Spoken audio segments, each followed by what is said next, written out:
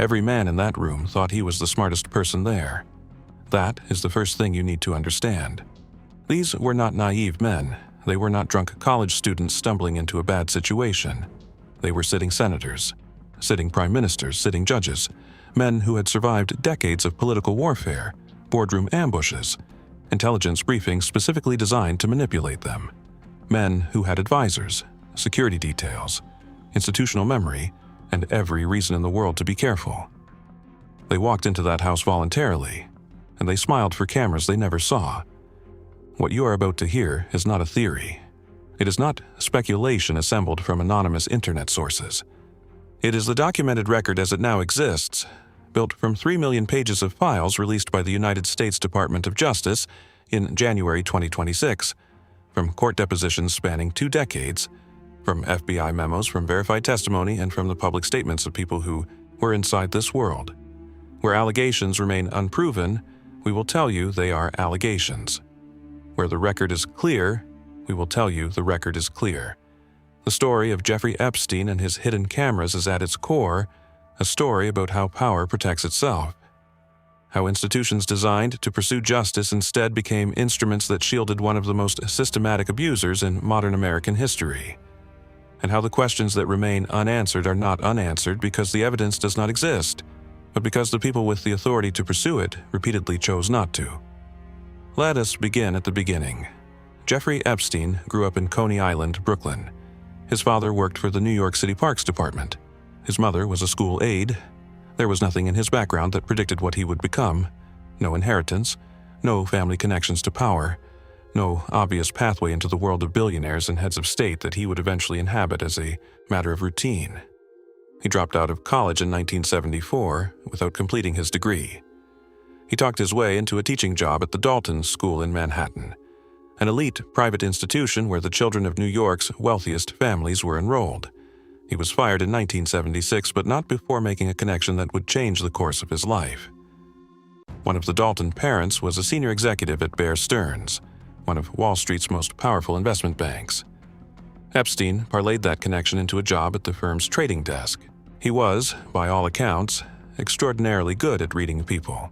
Not numbers, people. He understood what wealthy individuals feared losing. He understood how to make himself indispensable to those fears. Within a few years at Bear Stearns, he had risen to become a limited partner, a remarkable achievement for someone with his background and no formal finance education. He was fired from Bear Stearns in 1981 under circumstances that were never fully explained publicly. What came next was even more opaque. He set himself up as a private financial manager, claiming to work exclusively with clients worth more than $1 billion. He had one publicly identified major client, Leslie Wexner, the founder of L Brands, the retail empire that included Victoria's Secret and Bath and Body Works. The relationship with Wexner was extraordinary in scope. Wexner gave Epstein unprecedented control over his finances, his properties, and his personal affairs. In 1989, Wexner signed over power of attorney to Epstein, a legal arrangement so comprehensive that Epstein could act on Wexner's behalf in virtually any financial or legal matter. Wexner later claimed he had been deceived and defrauded by Epstein, and that the relationship had ended years before Epstein's 2019 arrest. Investigators and journalists have found that explanation difficult to fully accept given the duration and depth of the arrangement. Where Epstein's money actually came from remains, to this day, only partially understood. The released files contain references to wire transfers, shell companies, and financial arrangements that have never been fully mapped. What is documented is that by the early 1990s, Epstein was living in one of the largest private residences in Manhattan, operating a private island in the United States Virgin Islands, maintaining a ranch in New Mexico, a townhouse in Paris, and using a fleet of private aircraft that included a Boeing 727. For a private financial manager with one publicly identified client, the math has never fully added up. To understand what Epstein built, you need to understand what it was designed to do. The public image was of a brilliant, eccentric financier who hosted intellectuals, scientists, and politicians at his various properties. Harvard professors, MIT researchers, Nobel laureates, presidents, and prime ministers. All of them, over the years, accepted his hospitality, attended his dinners, traveled on his planes. The private reality, documented in court filings, FBI reports, and victim testimony spanning more than 2 decades, was a systematic operation to recruit, traffic, and sexually exploit underage girls, while simultaneously creating a network of relationships with powerful men who were either participants or whose presence provided social cover for the operation. What makes the Epstein case unique in the history of American sex crimes is not the abuse itself.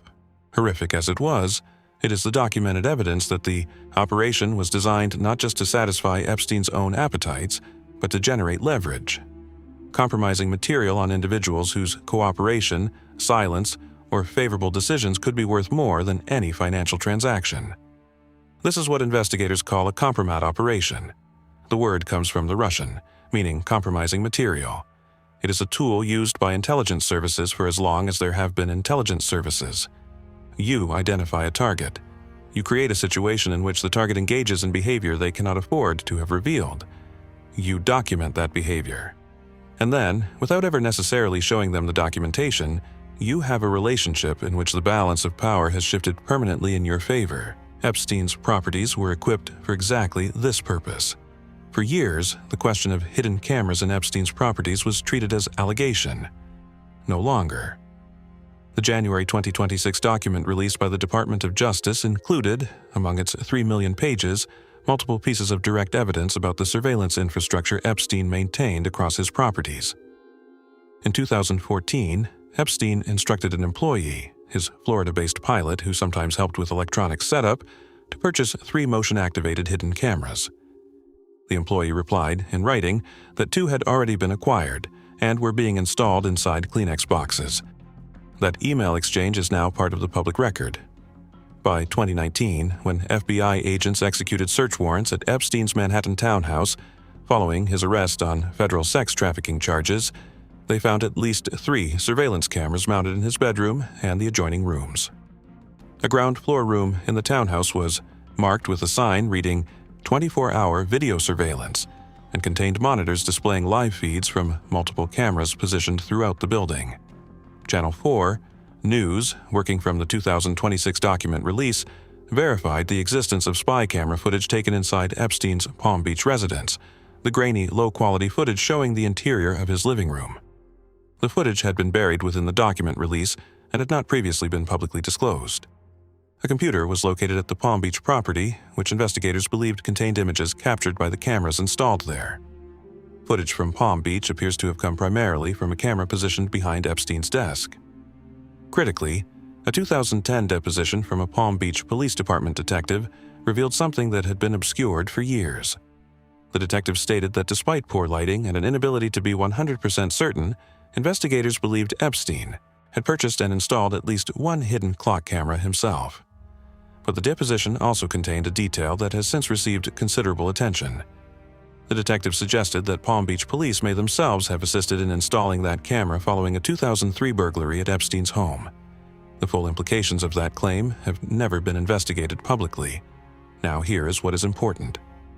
The FBI, in the immediate aftermath of Epstein's 2019 arrest, told senior bureau officials in a memo that they had searched his properties for surveillance cameras and found no evidence of them.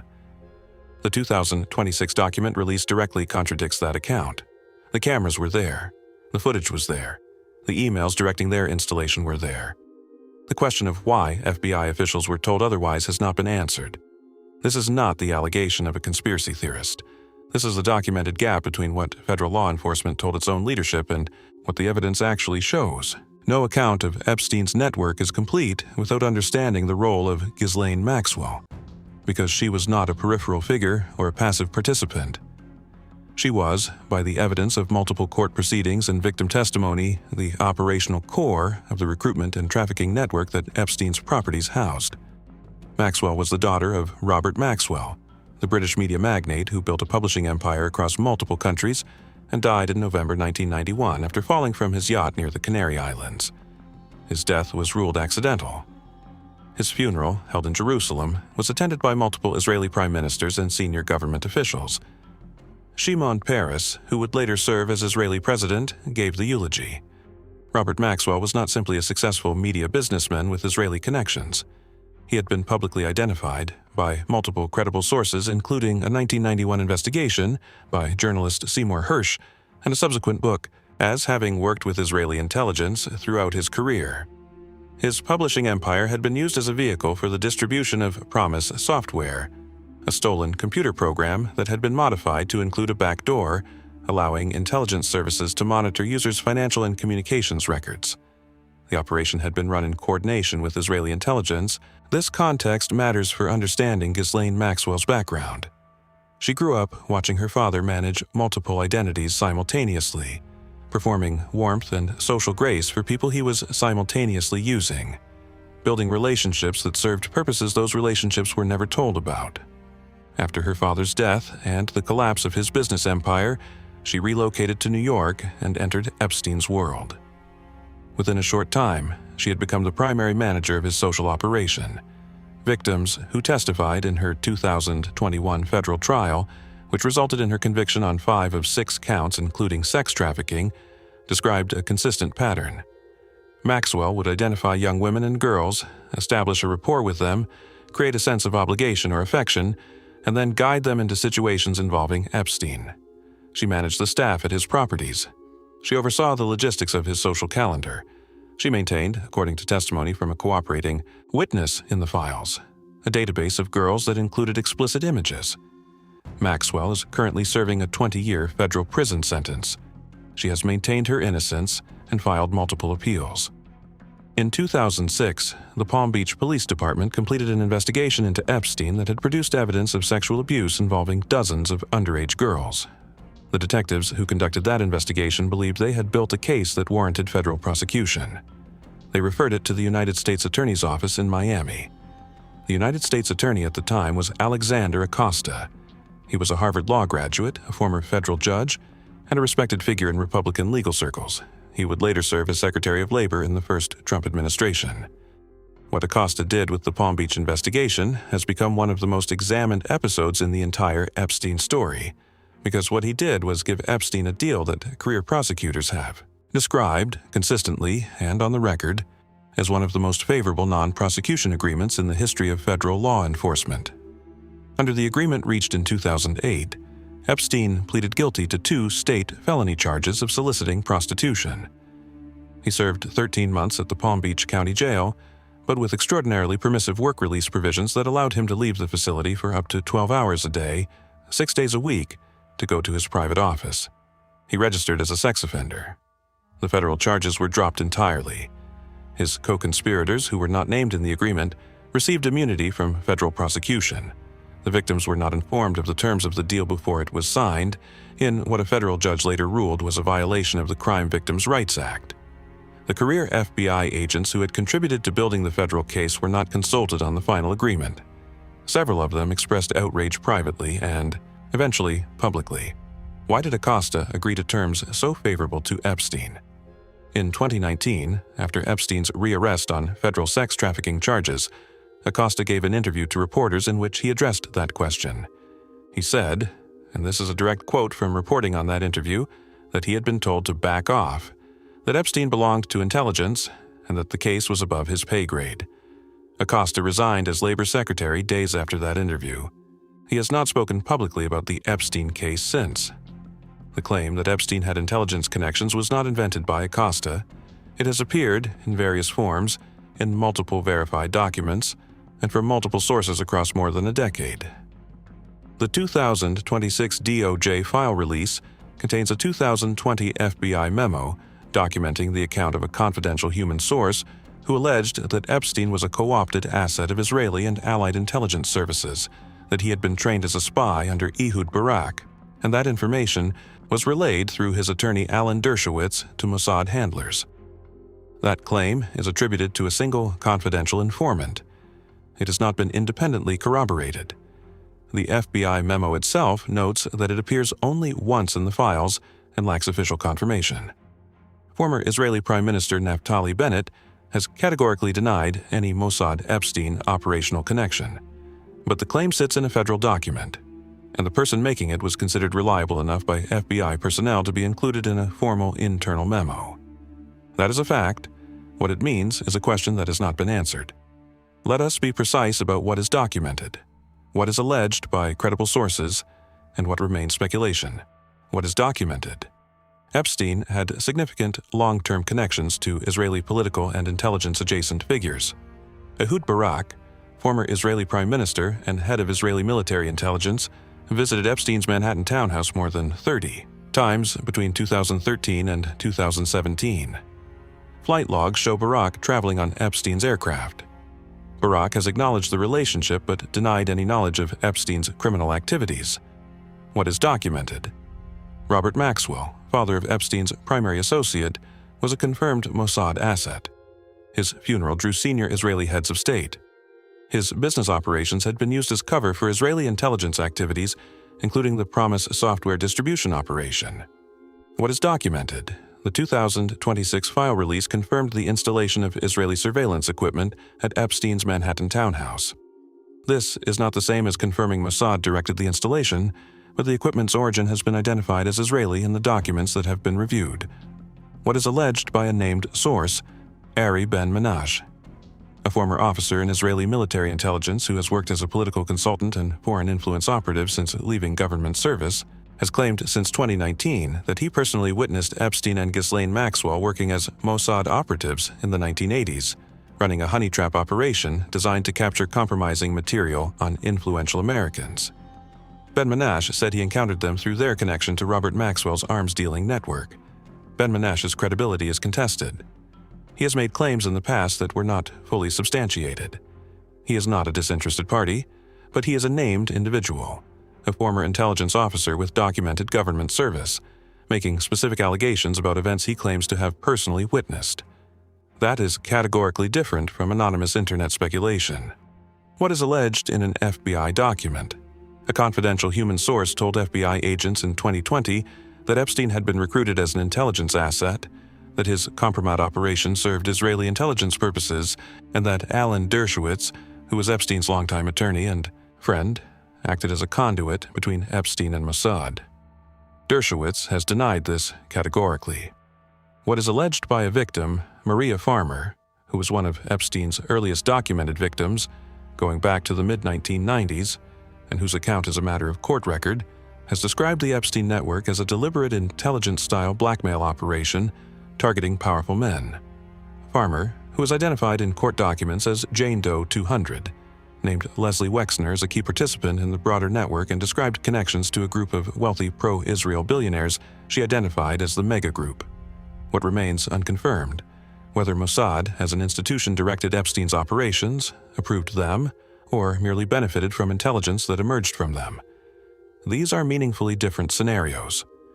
An intelligence service building a camera infrastructure in a target's property as a directed operation is fundamentally different from an intelligence service, having historical relationships with individuals who happen to have also been connected to that target.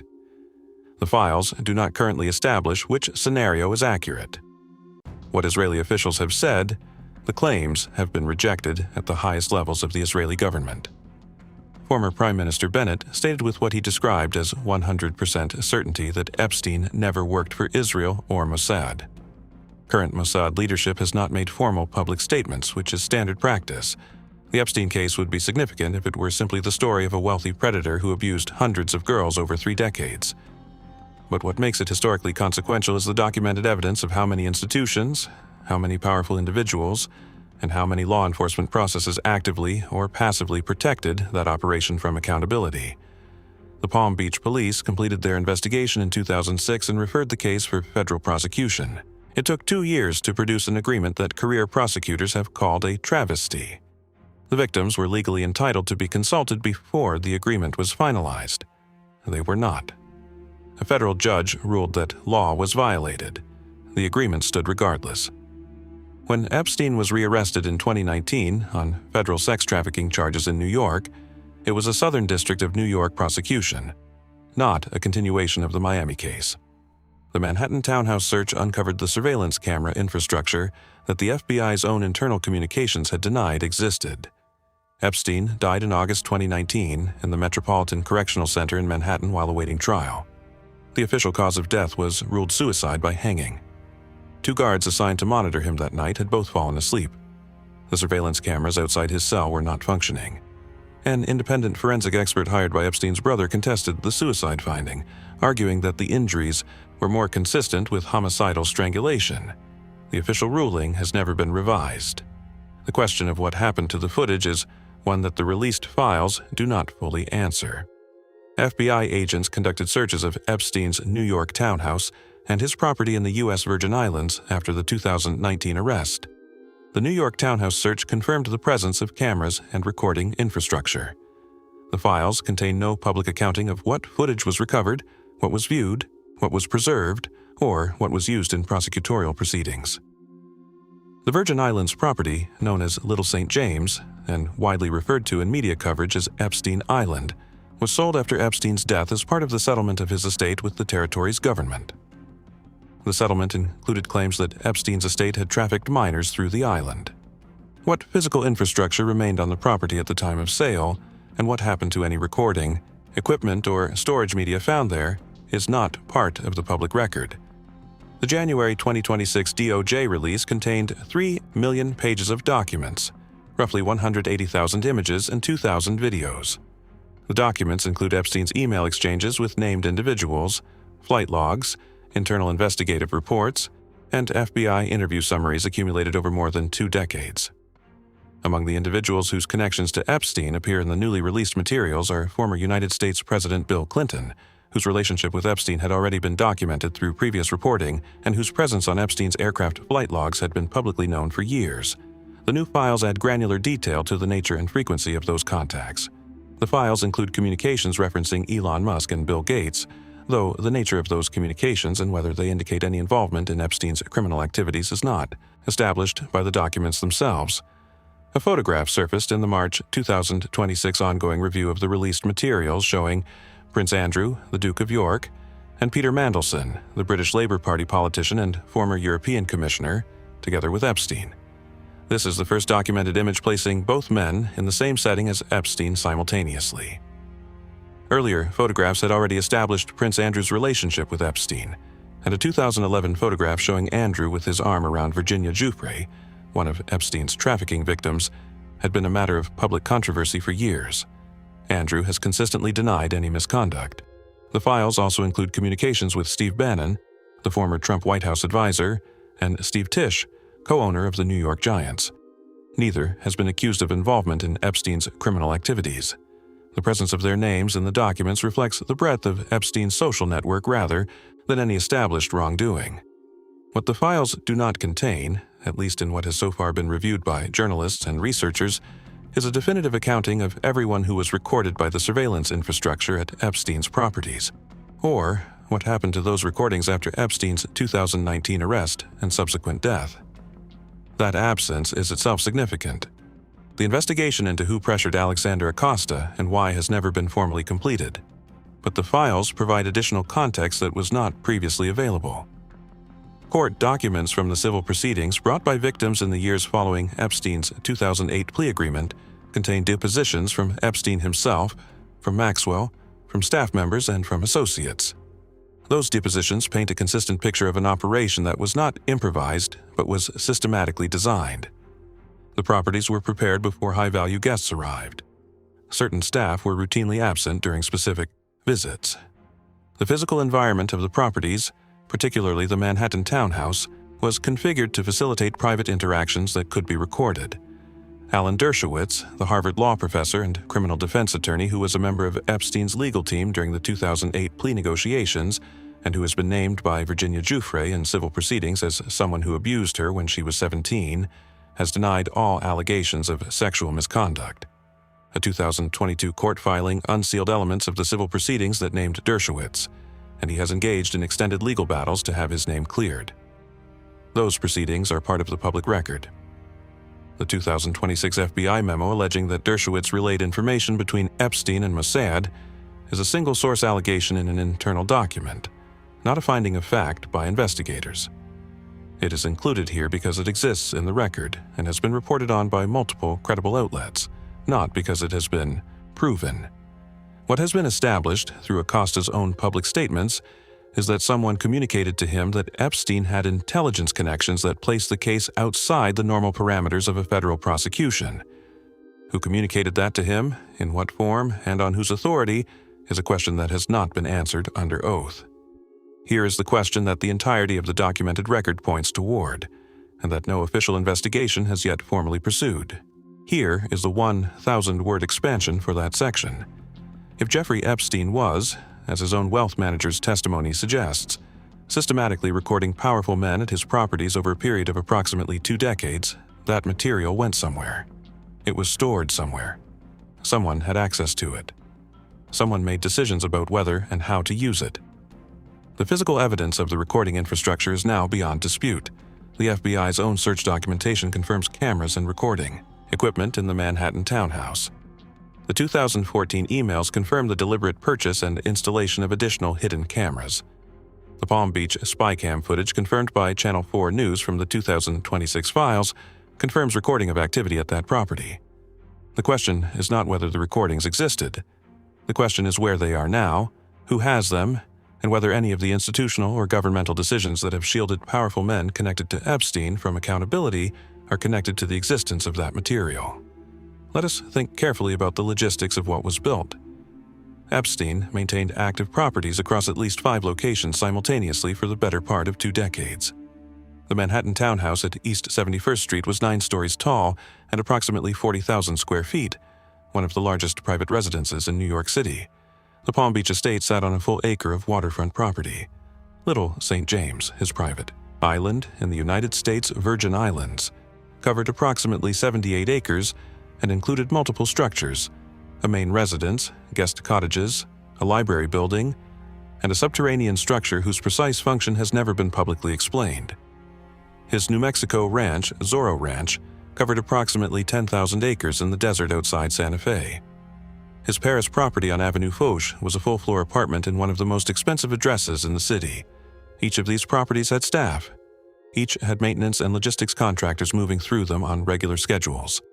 Each had guests arriving and departing, some of them publicly documented in flight logs, some of them visible in photographs taken at social events, and many of them still unidentified in any public accounting.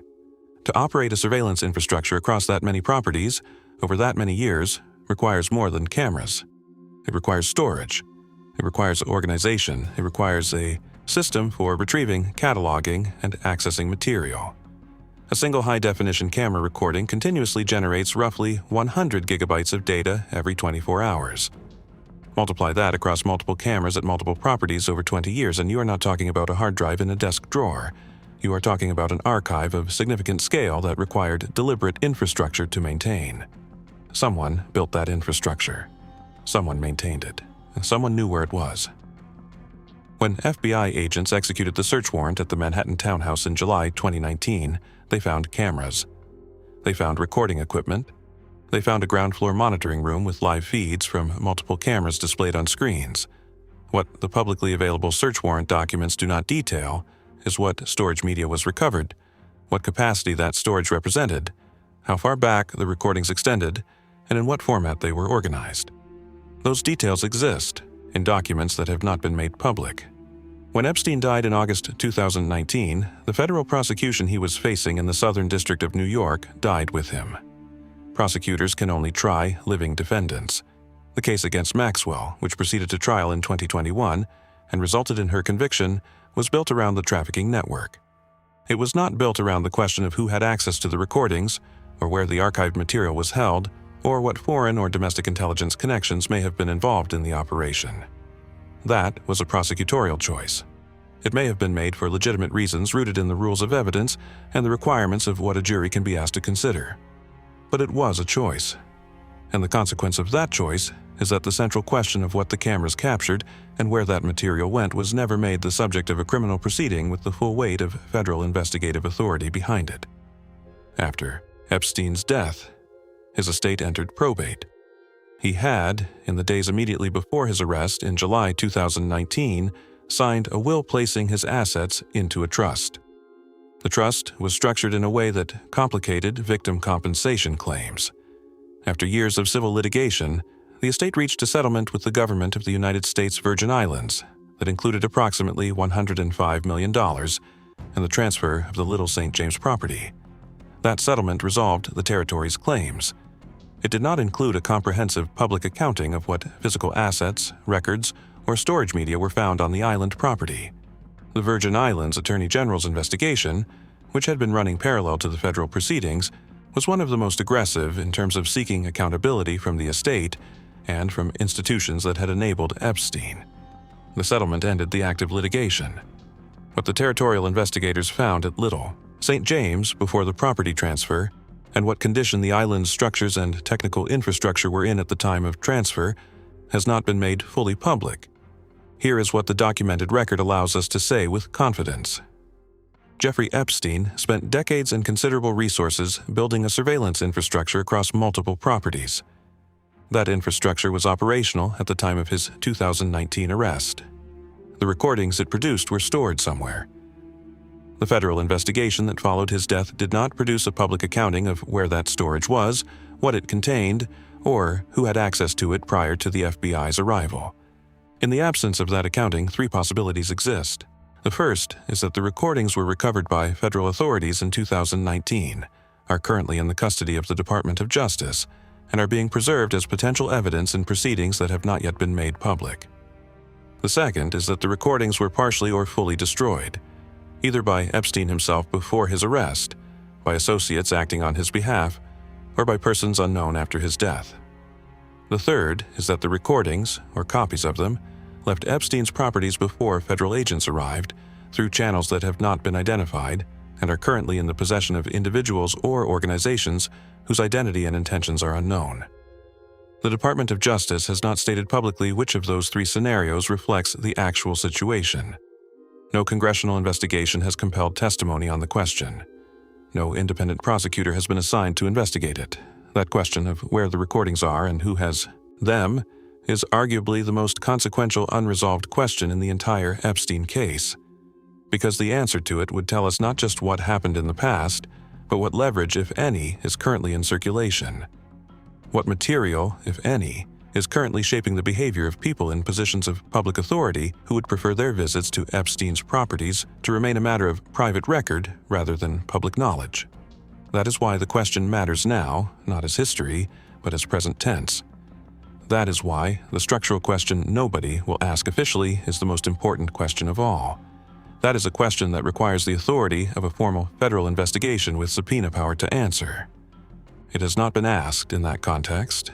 The Department of Justice, under multiple administrations, including the current one, has not announced any investigation specifically focused on the fate of Epstein's recordings or on the question of whether that material was used for intelligence purposes or to influence governmental decisions. The United Nations Human Rights Office issued a statement in February 2026 describing the flawed Epstein files disclosures as undermining accountability for what it called grave crimes. The statement called for independent international accountability mechanisms. No government has formally responded. Jeffrey Epstein is dead. Ghislaine Maxwell is in federal prison. The properties have been sold or transferred. The estate has been settled. By the conventional measures of legal closure, the case is over. It is not over. The DOJ has identified 6 million pages of evidence related to Epstein. It has released approximately 3.5 million of them. The remaining pages have not been made public. The stated reasons for withholding them include the protection of ongoing investigations, the protection of victims' identities, and the protection of third parties whose connection to the documents does not establish criminal conduct. Each of those reasons is legitimate on its face. Each of them is also, in principle, a mechanism for indefinitely deferring public accountability for material that, if released, could implicate powerful people. The men and women who were trafficked by Epstein's network, who testified in Maxwell's trial, who filed civil suits, who spoke to journalists at enormous personal cost and with no guarantee of being believed, established the factual record through their testimony. That testimony is what made prosecutions possible. That testimony is what made the document releases politically unavoidable. Without them, there would be no public record at all. What they have consistently said, across years of testimony and multiple legal proceedings, is that the Epstein operation was not the work of one wealthy predator acting alone. It was a network. It had logistics. It had legal protection. It had institutional cover. It survived for decades in precisely the places where it should have been most vulnerable to detection: inside the federal law enforcement apparatus and inside the prosecutorial offices of the United States government. The question of whether foreign intelligence services were involved in building, directing, or benefiting from that network remains formally open. The question of what happened to the recordings remains formally open. The question of who told Alexander Acosta to back off remains formally open. These are not open questions because the evidence does not exist to answer them. They are open questions because the institutions with the authority to answer them have not been directed to do so. There is a thing that happens when you know a camera is pointed at you. You become aware of your posture. You become aware of your expression. You make small adjustments to the image you are presenting. You perform. A hidden camera removes that awareness entirely. The men who walked into Epstein's properties, who sat in his townhouse, who traveled to his island, who accepted his hospitality, his introductions, his aircraft, his apparent friendship, none of them were performing. They were simply being themselves, in a space they believed was private, with a man they believed was a friend or a peer. Whatever they did in those spaces, whatever was said, whatever choices were made, the cameras were recording. Some of those recordings are now in the custody of the United States Department of Justice. Some may have already been viewed by federal agents. Some may have already been shared, through channels that are not public, with individuals or organizations whose identity we do not know. There is a pattern in how these stories end, or rather, in how they do not end. The Church Committee hearings of 1975 revealed that the CIA had run domestic surveillance programs targeting American citizens for decades. The hearings produced landmark legislation, the Foreign Intelligence Surveillance Act, new oversight mechanisms, public outrage, and genuine institutional reform. And within a generation, the same categories of conduct the hearings had exposed had quietly resumed under new names, new authorizations, and new legal frameworks constructed specifically to make them harder to challenge. The lesson is not that accountability is impossible. The lesson is that accountability, when it arrives, is almost always partial. It addresses what can no longer be denied. It stops at the edge of what the people administering it are willing to see. The Epstein case sits at that edge right now. What has been conceded is significant. The camera infrastructure was real. The recordings existed. The 2008 federal deal was, by the assessment of career prosecutors, indefensible on the merits. The victim's legal rights were violated. The FBI's internal communications about what agents found at the Manhattan townhouse contradicted what field agents documented. These are not allegations anymore, they are findings. What has not been conceded is the next question, which is, what happened downstream of all of it? Because the purpose of a compromat operation is not the recording. The recording is only the instrument. The purpose is the leverage, and leverage only functions when it is exercised. When a senator changes a vote. When a prosecutor declines to pursue a case. When an intelligence sharing agreement gets renewed quietly, without the scrutiny it would otherwise attract. When a regulatory decision goes a particular direction without a publicly visible reason. None of those connections can be proven from the outside. That is precisely how leverage works. It operates in the space between the decision and the explanation for the decision, in the gap that is always available to a powerful person who needs to do something without saying why. The recordings, wherever they are, represent a map of that space. They identify the people who were inside Epstein's properties in unguarded moments and situations they could not afford to have made public. Whether or not any specific decision was shaped by the existence of those recordings, the recordings represent the potential for every decision those people made to have been shaped by that awareness. That is what makes the unanswered question consequential not just historically, but presently. These men are not all retired. They are not all removed from power. Some of them are making decisions right now, in governments and boardrooms and judicial chambers about matters that affect millions of people who have never heard their names connected to Epstein's. The cameras are gone. The properties are sold. Epstein is dead. But the people who walked past those cameras are still here. And the question of what they knew was being recorded and what was done with those recordings and by whom is a question that the public record as it currently exists cannot answer. That is not the end of the story. That is the part of the story we have not yet been allowed to see.